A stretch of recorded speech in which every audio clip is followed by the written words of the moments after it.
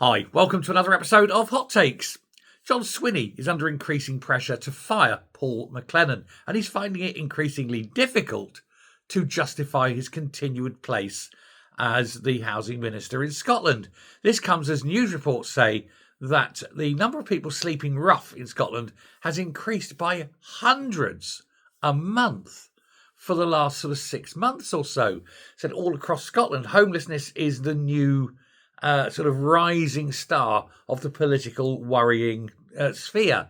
It's where they know they're going to be very heavily beaten on because, obviously, for over 18 years, nearly getting on for 19 years soon, it will have been SNP controlled, basically destruction of the housing in Scotland.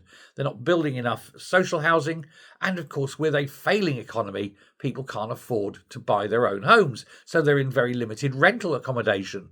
And the SNP have done their damnedest best to destroy private landlords. So, of course, the private landlords have had enough. They're all selling up and getting out of the game, meaning even fewer opportunities to rent properties. Those properties that remain become extraordinarily expensive. It's the laws of supply and demand. So this is entirely SNP policy.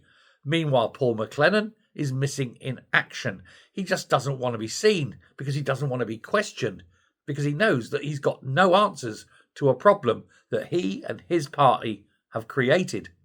But the misery and danger that succumbs to people who are made homeless continues abound. There is nothing that these people will stoop to ensure the destruction of Scotland and its housing market. People don't matter to them. They are obsessed with their single policy of immigration, and they'll probably be blaming this on, England, on Westminster, on Brexit, you name it. It'll be on Donald Trump will be the latest one. It'll be anyone but them. But the fact is, it isn't anyone but them. It's quite simply them. Paul McLennan needs to be dragged in chains back to Holyrood, made to stand there and be questioned and give proper answers, not the usual political bullshit that comes out of their mouths when faced with difficult questions.